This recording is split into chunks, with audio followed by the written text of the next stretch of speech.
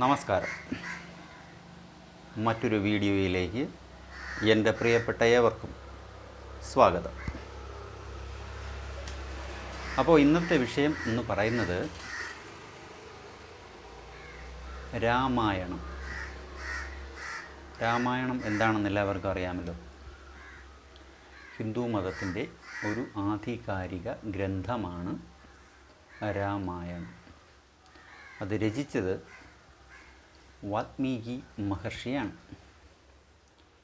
ഈ വാൽമീകി മഹർഷി രത്നാകരൻ എന്ന ഒരു വേടൻ ആയിരുന്നു. അദ്ദേഹം നായാട്ട് നടത്തിയൊക്കെയാണ് ജീവിച്ചിരുന്നത് എന്നാണ് കഥ പറയുന്നത്. അക്കൂട്ടത്തിൽ മനുഷ്യരെ വരെ ആക്രമിച്ച് അവരുടെ സമ്പത്ത് കൊള്ളയടിച്ച് ജീവിച്ചിരുന്നു എന്ന് പറയപ്പെടുന്നു. അത്രയ്ക്ക് ക്രൂരമായ കർമ്മങ്ങളൊക്കെ ചെയ്ത് സ്വന്തം കുടുംബത്തെ പോറ്റിയിരുന്ന ഒരു മനുഷ്യനാണ് രത്നാകരൻ എന്ന വേടൻ. അദ്ദേഹം നായാട്ടുമായി ബന്ധപ്പെട്ട്, അദ്ദേഹത്തിൻ്റെ ഈ വേട്ടയുമായി ബന്ധപ്പെട്ട് ഒരു മഹാഋഷിയെ ആക്രമിക്കാൻ ശ്രമിക്കുകയും അതിലദ്ദേഹം പരാജയപ്പെടുകയും അതിൻ്റെ കാരണം അന്വേഷിച്ച് അദ്ദേഹം ആ സന്യാസിയുമായി സംസാരിക്കുകയും അങ്ങനെ ആത്മീയമായ പല വിഷയങ്ങളെക്കുറിച്ചും അറിയുകയും ചെയ്തു. അതിലൊരു പ്രധാനപ്പെട്ട വിഷയം എന്ന് പറയുന്നത് ആർക്കു വേണ്ടി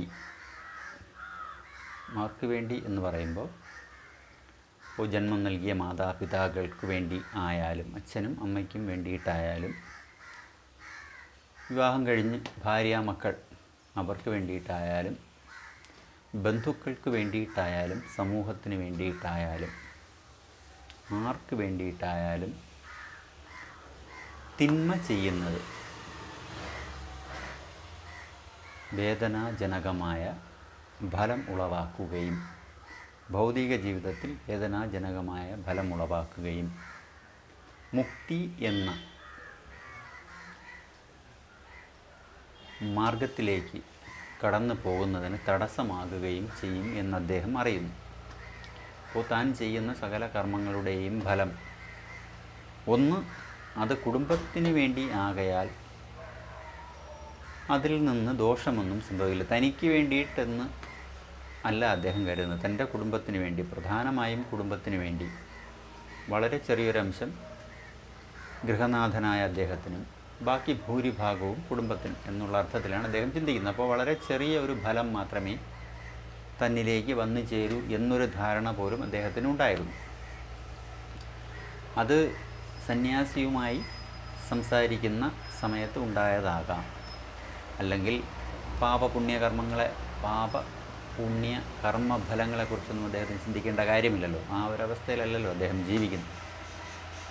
അപ്പോൾ അദ്ദേഹത്തിൻ്റെ ധാരണകളെല്ലാം തെറ്റാണ് എന്ന് ബോധ്യമാക്കി കൊടുത്തുകൊണ്ട് സന്യാസി സർവകർമ്മങ്ങളുടെയും ഫലം ആരാണോ ചെയ്യുന്നത്, കർമ്മങ്ങൾ ആര് അനുഷ്ഠിക്കുന്നുവോ അയാൾ ഒറ്റയ്ക്ക് തന്നെ ആ കർമ്മങ്ങളുടെ ഫലം അനുഭവിച്ച് തീർത്തേ തീരൂ. മറ്റൊരാൾക്ക് അതിൻ്റെ പങ്ക് പറ്റാൻ കഴിയില്ല. കർമ്മഫലങ്ങളുടെ പങ്ക് പറ്റാൻ കഴിയില്ല. ജോലി ചെയ്ത് കിട്ടുന്ന കൂലി, അതല്ലെങ്കിൽ വേട്ടയാടുമ്പോൾ കിട്ടുന്ന വേട്ട ജീവികളുടെ മാംസം, അതും അല്ലെങ്കിൽ ഒരു മരത്തിൽ കയറി അതിൻ്റെ ഫലം സ്വന്തമാക്കുമ്പോൾ അതിൻ്റെ ഒരു പങ്ക് മറ്റ് കുടുംബാംഗങ്ങൾക്കോ സമൂഹത്തിനോ നൽകാൻ കഴിയും. പക്ഷേ ആ കർമ്മത്തിൻ്റെ ഫലം, ആ പ്രവൃത്തി ചെയ്തതിൻ്റെ ഫലം, കൂലിയല്ല ഫലം, കർമ്മഫലം, അത് തന്നെ ബാധിക്കും എന്ന് അദ്ദേഹത്തിന് പറഞ്ഞ് ബോധ്യപ്പെടുത്തി കൊടുക്കുകയാണ്. അത് അദ്ദേഹത്തിന് ബോധ്യമാകുന്നു. അതിനുശേഷം താൻ അതുവരെ ചെയ്തു പോയ കർമ്മങ്ങളുടെ ഫലത്തെക്കുറിച്ചും താനെന്ന മനുഷ്യൻ്റെ ജന്മലക്ഷ്യം നഷ്ടപ്പെട്ടു പോയ, ഇതുവരെ ചിന്തിക്കാതിരുന്ന് നഷ്ടപ്പെടുത്തി കളഞ്ഞ ജന്മലക്ഷ്യത്തെക്കുറിച്ചുമൊക്കെ അദ്ദേഹം ചിന്തിക്കുകയാണ് സന്യാസിയുടെ സഹായത്തോടു കൂടി. അതിനുശേഷം അദ്ദേഹം ആത്മീയതയിലേക്ക് കടക്കുന്നു. ഭൗതികത മായയാണെന്നും ആത്മീയതയാണ് സത്യമെന്നും ആത്മാവാണ് സത്യമെന്നും ആത്മാവിനെ സംബന്ധിച്ച കാര്യങ്ങളാണ് സത്യത്തെക്കുറിച്ചുള്ള കാര്യങ്ങളെന്നും ആത്മാവാണ് സത്യം എന്ന് അറിഞ്ഞ അദ്ദേഹം ഭൗതികമായ ബന്ധനങ്ങളിൽ നിന്നൊക്കെ മോചനം സ്വയം മോചനം നേടിക്കൊണ്ട്, അല്ലെങ്കിൽ അവയെ മാറ്റി നിർത്തിക്കൊണ്ട് ആത്മീയതയിലേക്ക് തിരിയുന്നു. പിന്നെ അദ്ദേഹം ധ്യാനത്തിലേർപ്പെടുന്നു, തപസ് ചെയ്യുന്നു.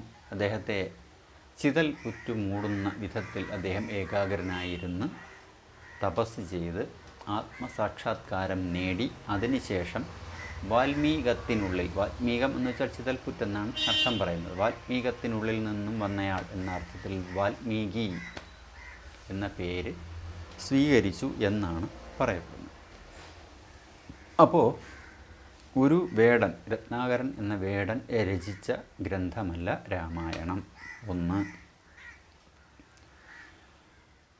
രത്നാകരൻ എന്നു പേരുള്ള ഒരു സാഹിത്യകാരൻ രചിച്ച ഗ്രന്ഥമല്ല രാമായണം. അപ്പോൾ ഒരു വേടൻ്റെ ഗ്രന്ഥം, വേട്ടയെക്കുറിച്ച് പ്രതിപാദിക്കുന്ന വേടൻ്റെ ഗ്രന്ഥമല്ല രാമായണം. അത് പ്രത്യേകം മനസ്സിലാക്കുക. രണ്ട്, സാഹിത്യ സൃഷ്ടി നടത്തുന്ന ഒരു സാഹിത്യകാരനല്ല വാൽമീകി, രത്നാകരനും അതല്ല. അപ്പോൾ ഒരു സാഹിത്യകാരൻ്റെ സൃഷ്ടിയല്ല, അപ്പോൾ സാഹിത്യ രചനയല്ല രാമായണം. പിന്നെ അദ്ദേഹം ഒരു രാഷ്ട്രത്തിൻ്റെ ഭരണവുമായി ബന്ധപ്പെട്ട രാജാവോ പടത്തലവനോ പടയാളിയോ അങ്ങനെയുള്ള യാതൊരു വിധത്തിലുള്ള തസ്തികകളും അലങ്കരിക്കുന്ന ആളല്ല. അദ്ദേഹം ആത്മീയ ആചാര്യൻ ആകുന്നു. അതുകൊണ്ട് തന്നെ ആത്മസാക്ഷാത്കാരം നേടി കഴിഞ്ഞ ശേഷം അദ്ദേഹം പറഞ്ഞ രാമായണം എന്ന, അദ്ദേഹത്തിലൂടെ ആവിഷ്കരിക്കപ്പെട്ട രാമായണം എന്ന ഗ്രന്ഥം പ്രതിപാദിക്കുന്നത് ആത്മീയമായ കാര്യങ്ങളെക്കുറിച്ച് മാത്രമാണ്. വ്യാഖ്യാനങ്ങളിൽ അത് രാമൻ എന്ന രാജാവും സീത എന്ന ഭാര്യയും അച്ഛനും അമ്മയും സഹോദരങ്ങളും അമ്മായിയും വലിയച്ഛനും കൊച്ചനും അങ്ങനെയൊക്കെ ഒരുപാട് കാര്യങ്ങൾ പറയുന്നു. അത് ഭൗതികമായ വ്യാഖ്യാനങ്ങളിൽ വന്ന തകരാറാണ്. രാമായണം എന്നാൽ രാവ് അകലണം, ഇരുളകലണം എന്നാണ്. രാമായണം ഇരുൾ അകലണം, രാവ് ഇല്ലാതാകണം എന്നാണ് അതിൻ്റെ അർത്ഥം. എന്ത് രാവ് എന്ന് ചോദിച്ചാൽ അനാദിയും അനന്തവുമായ ചൈതന്യമാണ് ആത്മാവ്. അതിനെ മറച്ചിരിക്കുന്ന അജ്ഞാനം എന്ന് പറയാം. അതിനെ മറച്ചിരിക്കുന്ന ഭൗതികത എന്ന മായ, അതിനെയാണ് ഇരുട്ടായി കൽപ്പിക്കുന്നത്. മായ അകലണം, ഇരുട്ടകലണം, മായയാവുന്ന ഇരുട്ടകലണം. വെളിച്ചത്തെ എനിക്ക് ദർശിക്കാൻ വേണ്ടി അതിനെ പൊതിഞ്ഞിരിക്കുന്ന, അല്ലെങ്കിൽ അതിനെ മറച്ചിരിക്കുന്ന മായയാകുന്ന ഇരുട്ടകലണം എന്നാണ് രാമായണം എന്ന വാക്കിൻ്റെ അർത്ഥം. അത് ആത്മീയമായ തലത്തിൽ അതാണ് ശരി. അതൊരു ഭൗതിക ഗ്രന്ഥമല്ല എന്ന് ഞാൻ പറഞ്ഞു. കാരണം അത് രചിച്ചതൊരു സാഹിത്യകാരൻ അല്ല. പിന്നെയോ ഒരു രാഷ്ട്രീയക്കാരനും അല്ല. രാഷ്ട്രവുമായി, അന്നൊക്കെ രാജ്യങ്ങളും നാട്ടുരാജ്യങ്ങളും ഒക്കെ ആണല്ലോ. അപ്പോൾ രാജ്യങ്ങളുമായി, രാജ്യത്തിൻ്റെ ഭരണവുമായി ബന്ധപ്പെട്ട കാര്യങ്ങൾ ചെയ്യുന്ന ആളല്ല അദ്ദേഹം. മറ്റ് എന്തെങ്കിലും പ്രവൃത്തി ചെയ്തിരുന്ന കാലഘട്ടത്തിലല്ല, വേടനായിരുന്ന കാലഘട്ടത്തിലല്ല രാമായണം രചിക്കപ്പെട്ടത്. പിന്നെയും അദ്ദേഹം ആത്മസാക്ഷാത്കാരം നേടിയതിന് ശേഷം ആകുന്നു. അതിനാൽ തന്നെ അത് ആത്മീയ ഗ്രന്ഥം ആണ്. അതുകൊണ്ട് തന്നെ രാമായണം എന്നതിന് ആത്മീയ തലത്തിലുള്ള അർത്ഥം മാത്രമേ യോജിക്കൂ. മറ്റ് ഒരു തരത്തിലുമുള്ള ഭൗതിക വ്യാഖ്യാനം അതിന് യോജിക്കുകയില്ല. അതിനാൽ രാമായണത്തിൻ്റെ അർത്ഥം രാവ് അകലണം, ആത്മസാക്ഷാത്കാരം എന്ന കർമ്മത്തിന് വിഘാതമായി നിൽക്കുന്ന, ആത്മചൈതന്യത്തെ മറച്ചിരിക്കുന്ന ഇരുൾ അകലണം മായയാകുന്ന ഇരുൾ അകലണം, സത്യം വെളിപ്പെടണം, സത്യസാക്ഷാത്കാരം ലഭിക്കണം എന്നാണ് അതിൻ്റെ അർത്ഥം.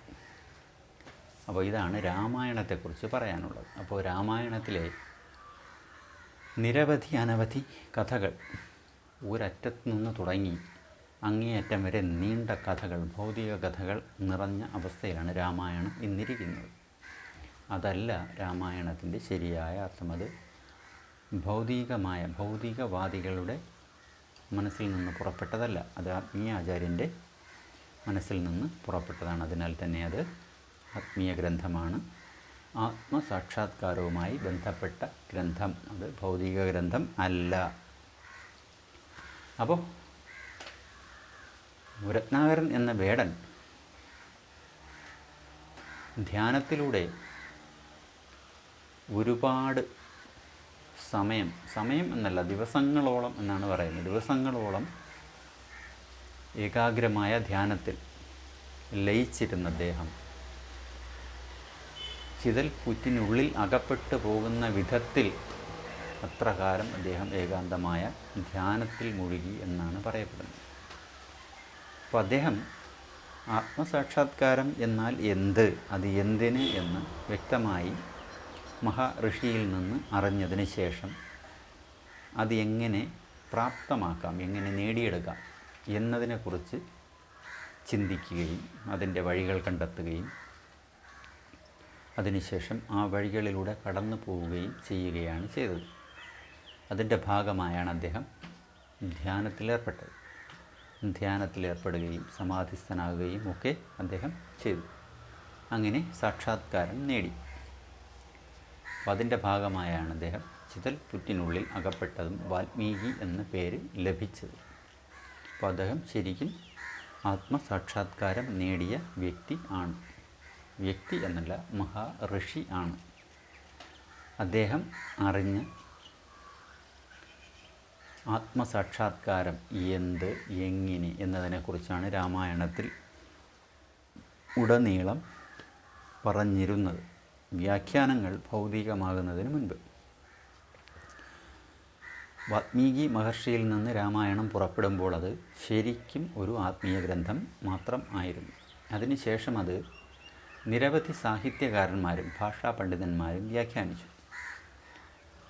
തുഞ്ചത്തെഴുത്തച്ഛൻ വരെ വ്യാഖ്യാനിച്ചിട്ടുണ്ടെന്നാണ് എൻ്റെ ആ ഒരു അറിവ്.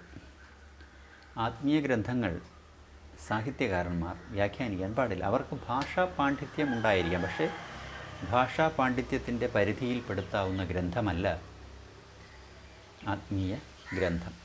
അതിന് ആത്മീയമായ അറിവ് നേടിയിരിക്കണം അതിൻ്റെ വ്യാഖ്യാനത്തിൽ. ഇപ്പോൾ ഭാഷാ പാണ്ഡിത്യം, പുസ്തകങ്ങൾ ഒരുപാട് വായിച്ചുള്ള ആ ഒരു അറിവ്, അതിൻ്റെ അടിസ്ഥാനത്തിൽ ആത്മീയ ഗ്രന്ഥങ്ങളെ വ്യാഖ്യാനിക്കാൻ പാടില്ല. വ്യാഖ്യാനിക്കുന്നവർ സാഹിത്യകാരന്മാരായാലും ഭാഷാ പണ്ഡിതന്മാരായാലും ആരായാലും അവർക്ക് വേണമെങ്കിൽ ആത്മീയമായ കാര്യങ്ങളിൽ അറിവ് നേടാം. അതിന് വേണ്ട കാര്യങ്ങളൊക്കെ ചെയ്ത് അതിന് വേണ്ട അറിവ് നേടാം. അതിന് ശേഷം വ്യാഖ്യാനിച്ചാൽ അതിന് വളരെയധികം സത്യസന്ധതയുണ്ടാവും. അത് കൃത്യമായിരിക്കും. അതിന് ഒരു മാറ്റം, അതിൻ്റെ അർത്ഥങ്ങൾക്ക് വ്യത്യാസം ഉണ്ടാവുകയില്ല. അപ്പം അതുകൊണ്ട് ആർക്ക് വേണമെങ്കിലും വ്യാഖ്യാനിക്കാം. പക്ഷേ അതിന് മുൻപ് അവർ ആത്മാവിനെക്കുറിച്ച് അറിയുകയും ആത്മസാക്ഷാത്കാരം നേടുകയും ചെയ്തതിന് ശേഷം അത് ചെയ്താൽ കൃത്യമായിരിക്കും അതിൻ്റെ വ്യാഖ്യാനം. ഇല്ലെങ്കിൽ വ്യാഖ്യാനത്തിന് വ്യത്യാസമുണ്ടാകും, അർത്ഥവ്യത്യാസങ്ങളുണ്ടാകും.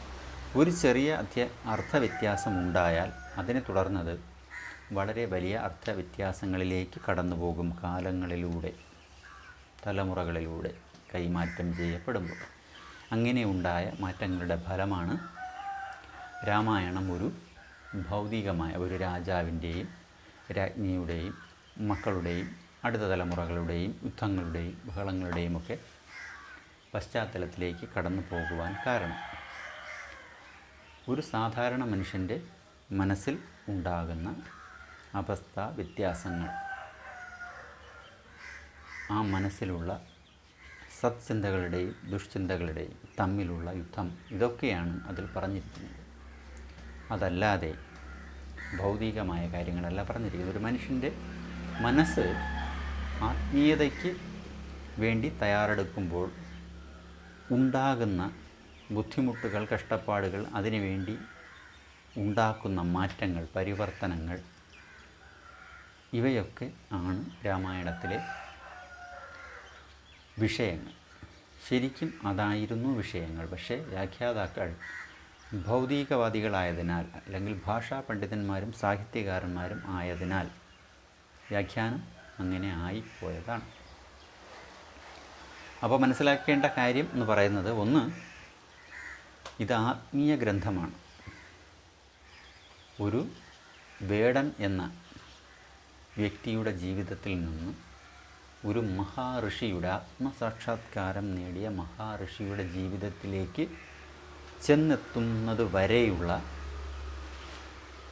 അവസ്ഥകളും പരിശ്രമങ്ങളും ഒക്കെയാണ് അതിൽ പറഞ്ഞിരിക്കുന്നത്.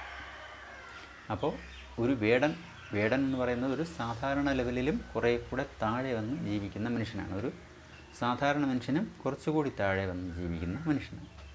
ജീവിതത്തിൻ്റെ നിലവാരം വളരെ താഴ്ന്നിരിക്കും, ചിന്തകളുടെ നിലവാരവും താഴ്ന്നിരിക്കും. ഒരു വേടന് അദ്ദേഹത്തിൻ്റേതായ പ്രവർത്തികൾ ചെയ്ത് അദ്ദേഹത്തിൻ്റെ ജീവിതം ജീവിക്കാൻ അത്തരത്തിലുള്ള അറിവിൻ്റെ ആവശ്യമേ ഉള്ളൂ, അത്തരത്തിലുള്ള ഒരു മാനസിക നിലയുടെ ആവശ്യമേ ഉള്ളൂ. അതിന് മാറ്റം വരുത്തിയത് ആ മഹാഋഷിയാകുന്നു. അതിനുശേഷം അവിടെ നിന്ന് അദ്ദേഹം എവിടെയാണോ, ഏത് തലത്തിലാണോ നിന്നത്, ആ തലത്തിൽ നിന്ന് മഹാഋഷിയുടെ തലത്തിലേക്ക് ഉയർന്നെത്തുന്നത് വരെ മാത്രമല്ല, ഉയർന്നെത്തി ആത്മസാക്ഷാത്കാരം നേടിയതിന് ശേഷം വരെയുള്ള കാര്യങ്ങൾ വിശദമായി പറഞ്ഞിരിക്കുന്ന ഗ്രന്ഥമാണ് രാമായണം. അപ്പോൾ മനസ്സിൻ്റെ ഉള്ളിലെ യുദ്ധങ്ങളാണ്, മനസ്സിൻ്റെ ഉള്ളിൽ സത്ചിന്തകൾ. നമ്മളൊരു കർമ്മം ചെയ്യുന്നതിന് മുൻപ് അത് ഏത് വിധത്തിൽ ചെയ്യണം എന്നുള്ള ഒരു തർക്കം മനസ്സിലുണ്ടാകും. അത് ഏത് വിധത്തിൽ ചെയ്യണം, നല്ല രീതിയിൽ ചെയ്യണോ, തെറ്റായ രീതിയിൽ ചെയ്യണോ, താൽക്കാലികമായ സുഖത്തിന് വേണ്ടി ചെയ്യണോ, ശാശ്വതമായ സുഖത്തിന് വേണ്ടി ചെയ്യണോ, നാളെ എനിക്ക് വേദന ഉളവാകാൻ വിധത്തിൽ ചെയ്യണോ, നാളെ എനിക്ക് ശാന്തി ലഭിക്കാൻ പാകത്തിന് ചെയ്യണോ എന്നുള്ളൊരു ചിന്തയുടെ ഒരു സംഘർഷമുണ്ടാകും. ആ സംഘർഷത്തെയാണ് അതിൽ യുദ്ധമായി പറയുന്നത്. ആധ്യാത്മിക ആചാര്യന്മാരുടെ ഗ്രന്ഥങ്ങളിലെ യുദ്ധങ്ങളെല്ലാം മാനസികമായി അഥവാ മനസ്സിൻ്റെ ഉള്ളിൽ ചിന്തകൾ തമ്മിൽ നടന്നതാണ്. അതല്ലാതെ നമ്മുടെ ഭൂമിയിൽ ഇറങ്ങി നിന്നുകൊണ്ട് വാളും പരിചയമെടുത്ത് വെട്ടിയതൊന്നുമല്ല. അത് ഏത് മതഗ്രന്ഥത്തിൻ്റേതായാലും അത് തന്നെയാണ് അതിൻ്റെ ശരിയായ അർത്ഥം. ഒരു ആത്മീയ ആചാര്യന് വാളും എടുത്തുകൊണ്ട് ആരെയും വെട്ടാൻ പോകേണ്ട കാര്യമില്ല.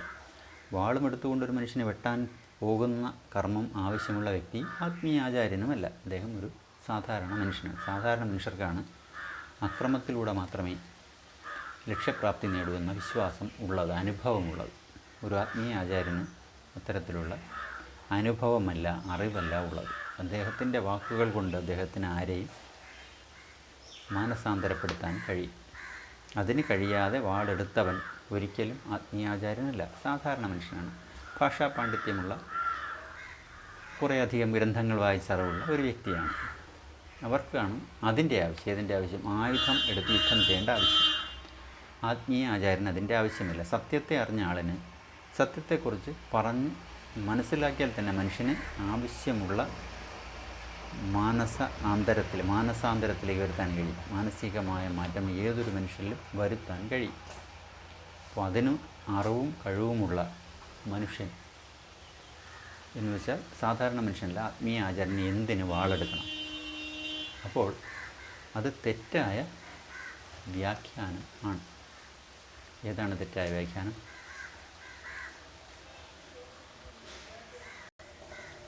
ഏതാണ് തെറ്റായ വ്യാഖ്യാനം? ആത്മീയ ഗ്രന്ഥങ്ങളിൽ ആയുധങ്ങൾ എടുത്ത് യുദ്ധം ചെയ്തു എന്നത് തെറ്റായ വ്യാഖ്യാനം ആണ്. ശരിക്കുള്ള അർത്ഥമെന്ന് പറയുന്നത് മനസ്സിൻ്റെ ഉള്ളിലെ സത്ചിന്തകളും ദുഷ്ചിന്തകളും തമ്മിലുള്ള യുദ്ധമാണ്. ഞാൻ ചെയ്യുന്ന കർമ്മം നല്ല രീതിയിൽ ചെയ്യണോ ചീത്ത രീതിയിൽ ചെയ്യണോ എന്നുള്ള ചിന്തകൾ തമ്മിലുള്ള യുദ്ധമാണത്. പിന്നെ കുറച്ചുകൂടി ഉയർന്നു വരുമ്പോൾ, ആത്മീയമായ തലത്തിലേക്ക് കടക്കുമ്പോൾ ഉണ്ടാകുന്ന മാനസികമായ സംഘർഷങ്ങൾ, ചിന്തകളുടെ അടിച്ചമർത്തലുകൾ, ബോധത്തിന് ഏകാഗ്രമായ അവസ്ഥയിലേക്കുള്ള കടക്കൽ, അതിനുവേണ്ടി മുഴുവൻ ചിന്തകളെയും അടിച്ചമർത്തുന്നത്, ബോധാതീതമായ അവസ്ഥയിലേക്ക് കടക്കുന്നത്. അത്തരത്തിലുള്ള യുദ്ധങ്ങൾ തൻ്റെ മനസ്സുമായുള്ള യുദ്ധമാണ്. സ്വയം തൻ്റെ ഉള്ളിൽ നടക്കുന്ന യുദ്ധമാണ്. പ്രപഞ്ചത്തിൽ നടക്കുന്ന യുദ്ധമല്ല, മനുഷ്യൻ്റെ മനസ്സിൻ്റെ ഉള്ളിൽ ആത്മീയമായ അന്വേഷണം നടത്തുന്ന വ്യക്തിയുടെ മനസ്സിൻ്റെ ഉള്ളിൽ സ്വാഭാവികമായും നടന്ന യുദ്ധങ്ങളെക്കുറിച്ചാണ് അതിൽ പറഞ്ഞിരിക്കുന്നത്. അപ്പോൾ കുറച്ച് കാര്യങ്ങളൊക്കെ മനസ്സിലായെന്ന് വിശ്വസിക്കുന്നു. അപ്പോൾ ഇതൊക്കെയാണ് ഇതിൻ്റെ അവസ്ഥ. ഒരു ആത്മീയ ആചാര്യൻ ഉളവാകുന്നു, അദ്ദേഹം ആത്മസാക്ഷാത്കാരത്തെക്കുറിച്ച് ലോകത്തെ പഠിപ്പിക്കുന്നു, അതിനുശേഷം അദ്ദേഹം മരണപ്പെടും, അവർ മുക്തി നേടുന്നു എന്നതാണ്. മരണം രണ്ട് തരത്തിലാണെന്ന് പറഞ്ഞിട്ടുണ്ടല്ലോ. ഒന്ന് പുനർജന്മത്തിലേക്കുള്ള മരണം, മറ്റൊന്ന് സമ്പൂർണമായ മരണം, ജന്മാന്തരങ്ങളിൽ നിന്നുള്ള മോചനം. അവർ ആത്മസാക്ഷാത്കാരം നേടിയ മഹാഋഷിമാർ മുക്തിയിലേക്കുള്ള മരണം പ്രാപിക്കുന്നു. അപ്പോൾ അതുവരെ അദ്ദേഹം പറഞ്ഞു വച്ച കാര്യങ്ങൾ വ്യാഖ്യാനങ്ങളിൽ പിഴവ് വരാതെ അദ്ദേഹത്തിന് കാക്കാൻ കഴിയും അദ്ദേഹത്തിൻ്റെ ജീവിത കാലഘട്ടത്തിൽ. പക്ഷെ മരണശേഷം അദ്ദേഹത്തിന് അതൊന്നും ചെയ്യാൻ കഴിയുകയില്ല, കാരണം അദ്ദേഹം നിലവിൽ ഇല്ലല്ലോ. അപ്പോൾ പിൻതലമുറയോ അതിനടുത്ത തലമുറയോ അതിനുശേഷമുള്ള തലമുറകൾ എവിടെയെങ്കിലുമൊക്കെയോ വെച്ച് വ്യാഖ്യാനങ്ങളിൽ സംശയങ്ങൾ ഉളവാകുകയും അത് അപൂർണമായി പോവുകയും ചെയ്യും. അത് സ്വാഭാവികമായി സംഭവിക്കുന്നതാണ്. കാരണം വ്യാഖ്യാതാക്കൾക്ക് കൃത്യമായ അനുഭവം ഇല്ലെങ്കിൽ സ്വാഭാവികമായി അർത്ഥവ്യത്യാസം ഉണ്ടാകും. അപ്പോൾ അത്തരത്തിലുണ്ടാകുന്ന അർത്ഥവ്യത്യാസങ്ങളാണ് ആത്മീയ ഗ്രന്ഥങ്ങളുടെ ഭൗതിക ഭാവത്തിന് കാരണം. ഒരിക്കലും ആത്മീയ ആചാര്യന്മാർ ഭൗതികമായ സംഘർഷങ്ങളിൽ ഏർപ്പെടുകയോ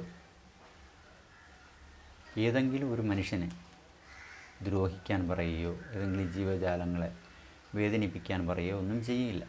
അങ്ങനെ ചെയ്യുകയുമില്ല, അതിൻ്റെ ആവശ്യമില്ല. പക്ഷേ മനസ്സിൻ്റെ ഉള്ളിൽ സംഘർഷങ്ങൾ നടക്കും.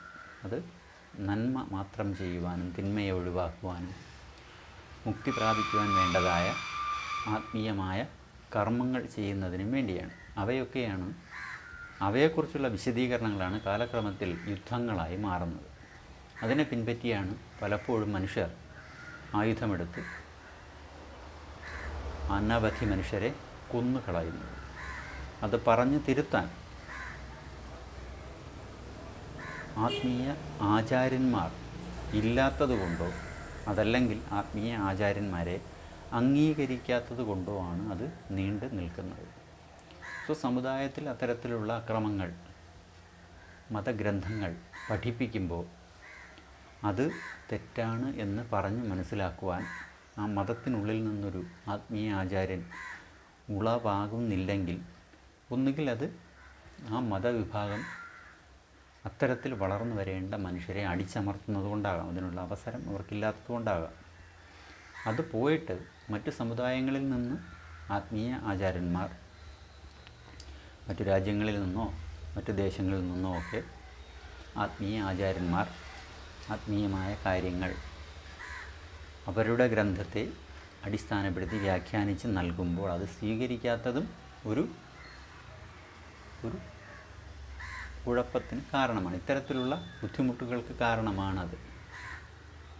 തെറ്റായി വ്യാഖ്യാനിക്കപ്പെട്ടു പോയ തലമുറകളിലൂടെയുള്ള കൈമാറ്റത്തിലൂടെ തെറ്റായി വ്യാഖ്യാനിക്കപ്പെട്ടു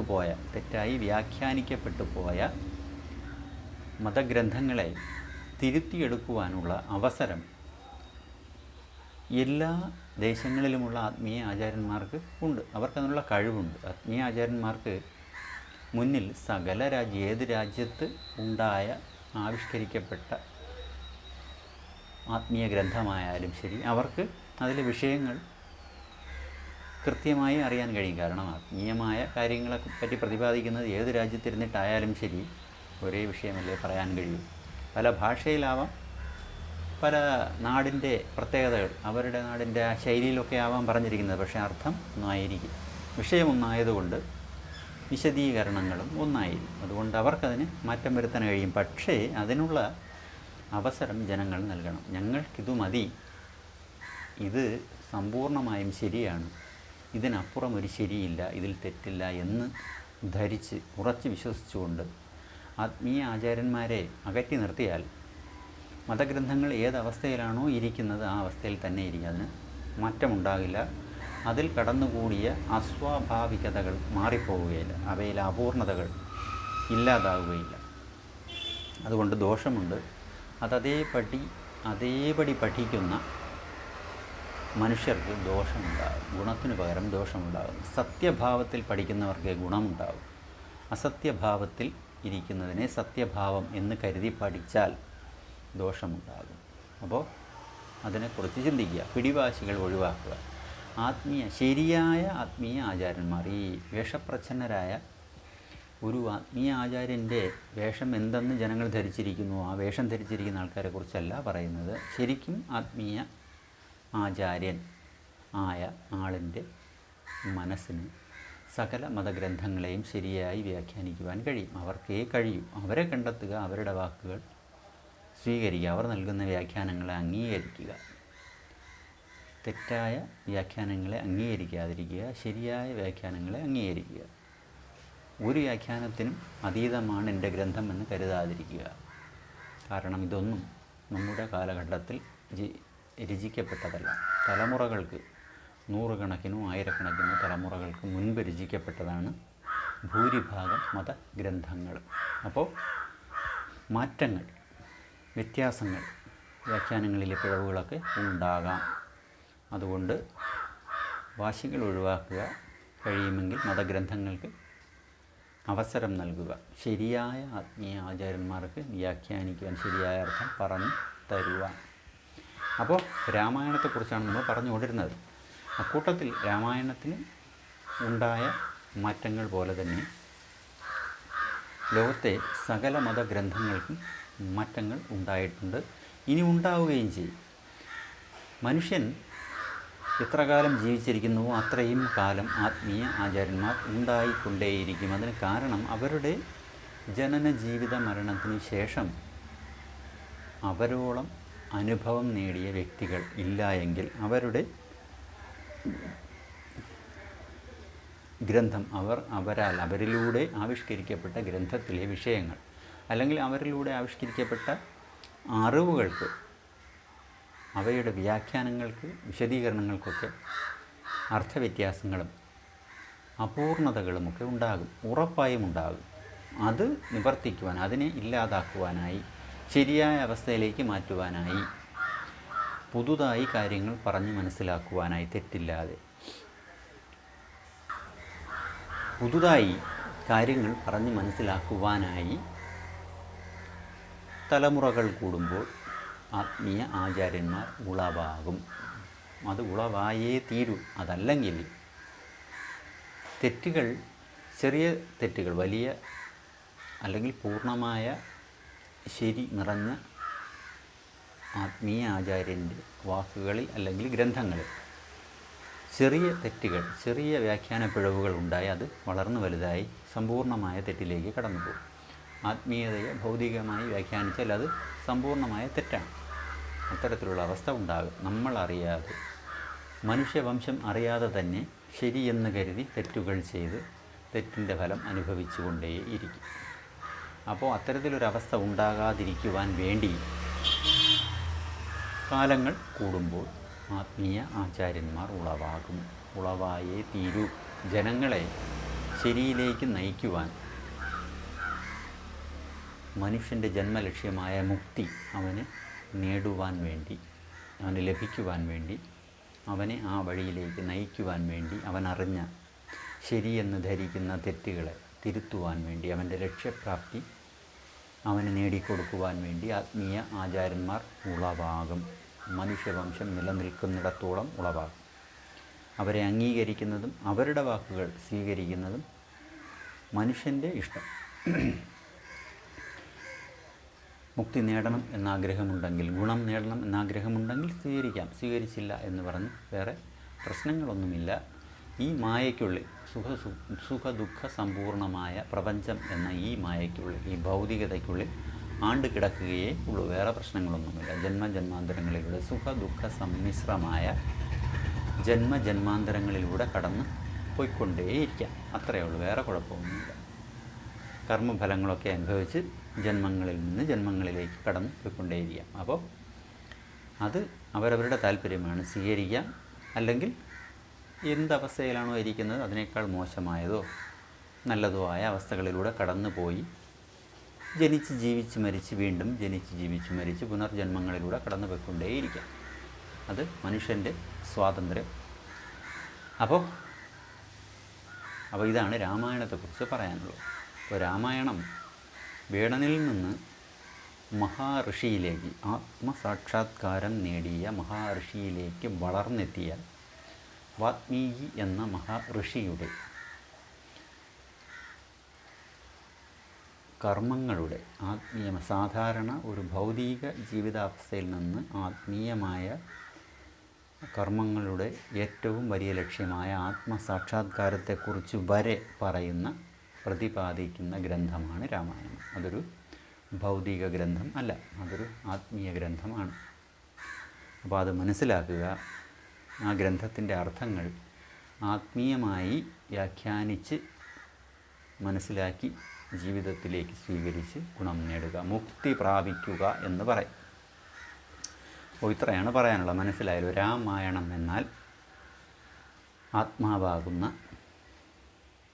അനാദിയും അനന്തവുമായ ചൈതന്യത്തെ മറച്ചിരിക്കുന്ന മായ എന്ന ഇരുട്ട് അകലണം, ഇരുളകലണം. രാമായണം, രാവ് അകലണം, മറമായണം, ഇരുട്ടകലണം, വെളിച്ചം അറിയണം, ആത്മാവിനെ അറിയണം എന്നത് മാത്രമാണ് അതിൻ്റെ അർത്ഥം. അതിനുള്ളിലെ വിഷയങ്ങളും ഇത്തരത്തിലുള്ളതാണ്, മറ്റൊന്നുമല്ല. ഭൗതികമായ വ്യാഖ്യാനങ്ങളെ ഉപേക്ഷിക്കുക, ആത്മീയമായ വ്യാഖ്യാനങ്ങൾ സ്വീകരിക്കുക, മുക്തി പ്രാപിക്കുക. അപ്പോൾ ഈ വീഡിയോ ഇവിടെ അവസാനിപ്പിക്കുകയാണ്. പിന്നെ എൻ്റെ പ്രിയപ്പെട്ട ഏവരും എൻ്റെ ഈ ചാനൽ സബ്സ്ക്രൈബ് ചെയ്യുക, ബെൽ ബട്ടൺ ഇനേബിൾ ചെയ്യുക. എന്നാൽ മാത്രമേ കൃത്യമായ നോട്ടിഫിക്കേഷൻ നിങ്ങൾക്ക് ലഭിക്കൂ. വീഡിയോയെക്കുറിച്ചുള്ള അറിവുകൾ വേണമല്ലോ, എങ്കിലല്ലേ കൃത്യമായിട്ട് കാണാൻ കഴിയും. പിന്നെ ലൈക്ക് ചെയ്യുക, ഇഷ്ടപ്പെട്ടില്ലെങ്കിൽ ഡിസ്ലൈക്ക് ചെയ്യുക, കമൻറ്റ് ചെയ്യുക. നല്ലതെന്ന് തോന്നിയാലും ചീത്തയെന്ന് തോന്നിയാലും സംശയങ്ങളുണ്ടെങ്കിലും കമൻറ്റ് ചെയ്യുക, ഷെയർ ചെയ്യുക. സുഹൃത്തുക്കൾക്ക് അത് കാണാനുള്ള അവസരം ഉണ്ടാകട്ടെ, അവരും അവരുടെ അഭിപ്രായങ്ങൾ പറയട്ടെ. അപ്പോൾ ചാനൽ സബ്സ്ക്രൈബ് ചെയ്യുക, ബെൽ ബട്ടൺ ഇനേബിൾ ചെയ്യുക, ലൈക്ക് ചെയ്യുക, കമൻറ്റ് ചെയ്യുക, ഷെയർ ചെയ്യുക. ഡിസ്ലൈക്കും ചെയ്യാം, ഏത് വിധത്തിലുള്ള കമൻറ്റും ചെയ്യാം, ഷെയറും ചെയ്യുക. അപ്പോൾ അടുത്ത വീഡിയോയിൽ കണ്ടുമുട്ടുന്നതുവരേക്കും വിട. നന്ദി, നമസ്കാരം, ബൈ ബൈ.